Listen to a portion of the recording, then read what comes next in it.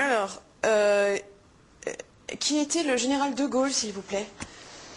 Le général de Gaulle, il était connu parce que il était dans le dictionnaire.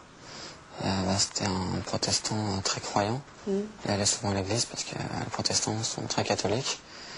Et c'était pour ça qu'il a été enterré à 2 églises à Colombey. Hein? Vous avez eu quel prof d'histoire? Prof? Oui, prof. Vous avez... Ah, voilà, vous n'avez pas de prof. Merci. Alors, donnez-moi les causes de la guerre de 100 ans.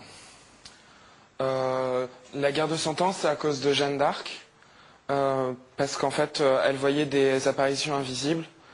Et du coup, on a décidé de la brûler.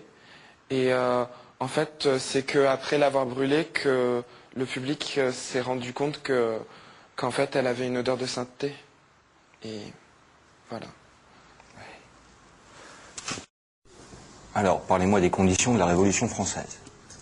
Alors, la Révolution française, c'est les sans-culottes. Ils n'avaient pas assez d'argent pour s'acheter des slips. Et donc, en plus, d'un côté, il y avait donc les riches. Ils pensaient que s'il n'y avait pas de pauvres, il n'y avait plus aucune raison d'être riche.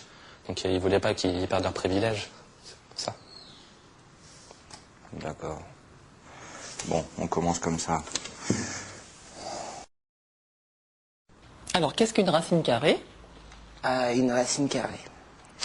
Une racine carrée, c'est une plante avec 4 angles égaux. Ouh là là là là là là. Merci beaucoup.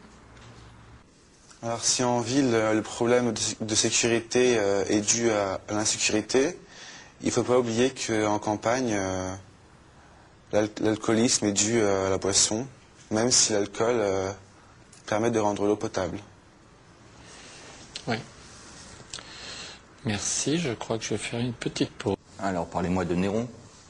Alors, Néron était un grec très méchant, très féroce, qui organisait des combats de gladiateurs. Et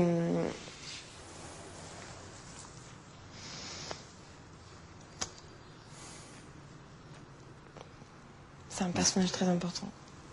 Mais évidemment. Pouvez-vous me dire qui a inventé le zéro? Ah bah non, ça par contre, personne ne l'a jamais su.